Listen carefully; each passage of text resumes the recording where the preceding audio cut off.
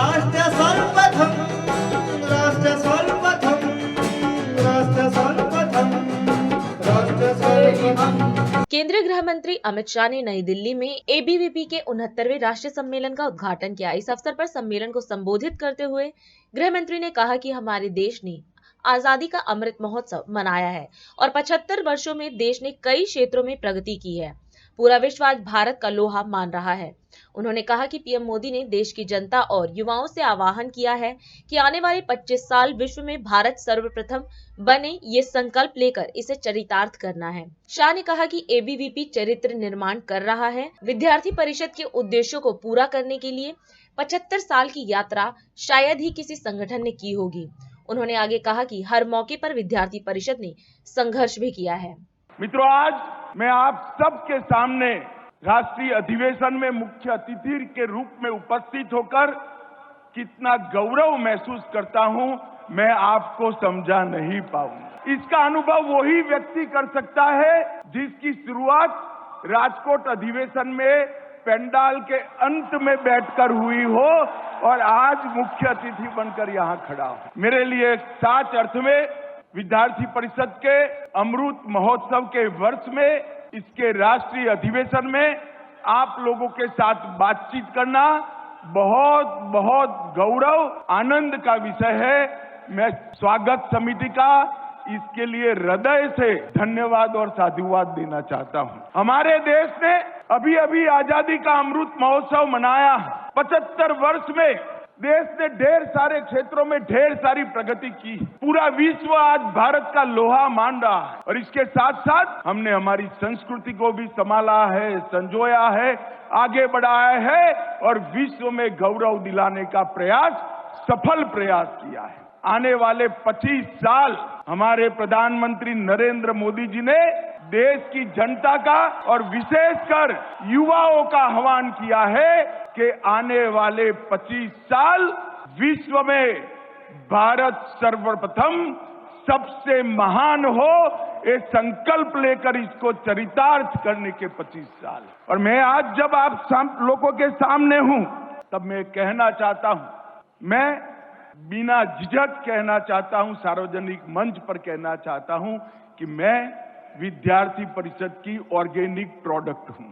विद्यार्थी परिषद के उद्देश्य और उद्देश्यों को सिद्ध करने के लिए सातत्यपूर्ण 75 साल की यात्रा ये शायद ही कोई संगठन कर सकता है और संगठनों में भी छात्र संगठन कर सकता है।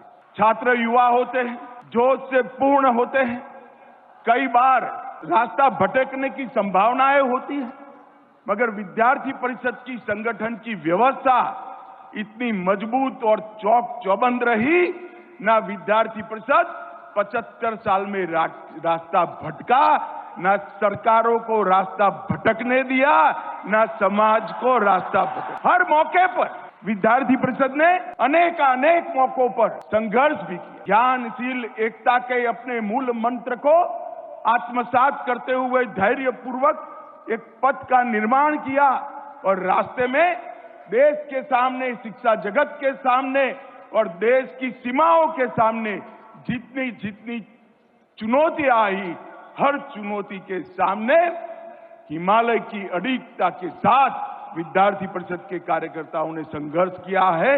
ये देश के इतिहास में स्वर्णिम अक्षर से लिखा जाएगा।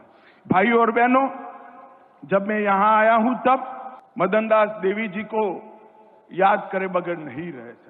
मेरे जैसे कई छोटे छोटे कार्यकर्ताओं को जीवन में रास्ता दिखाने का काम, संभालने का काम, गलत रास्ते पे न चढ़ जाए और अपने लक्ष्य को सटे रहे, बंधे रहे, इसका काम मदन दास देवी जी ने किया।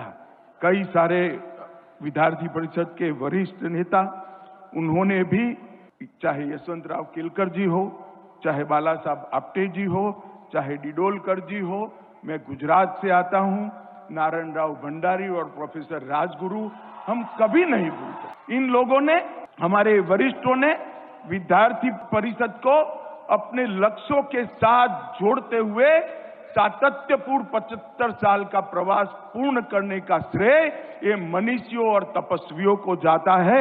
आज मैं वो सभी को बहुत मनपूर्वक प्रणाम कर याद करना चाहता हूं।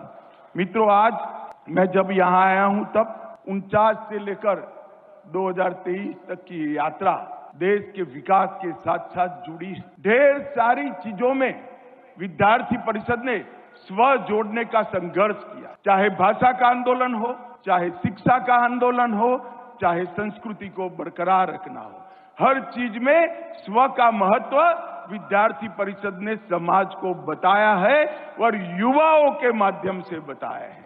आज मैं अंत में इतना ही कहना चाहता हूं, विद्यार्थी परिषद ने इस 75 साल के अंदर ज्ञानशील एकता के रास्ते पर चलते हुए अनेक मनीषियों ने विद्यार्थियों का, युवा शक्ति का, छात्र शक्ति का मार्गदर्शन करते हुए देश के हर क्षेत्र में कंट्रीब्यूट करने वाले लाखों की संख्या में अच्छे नागरिक दिए हैं। विद्यार्थी परिषद एक संस्था नहीं है, विद्यार्थी परिषद राष्ट्र के पुनर्निर्माण का आंदोलन है।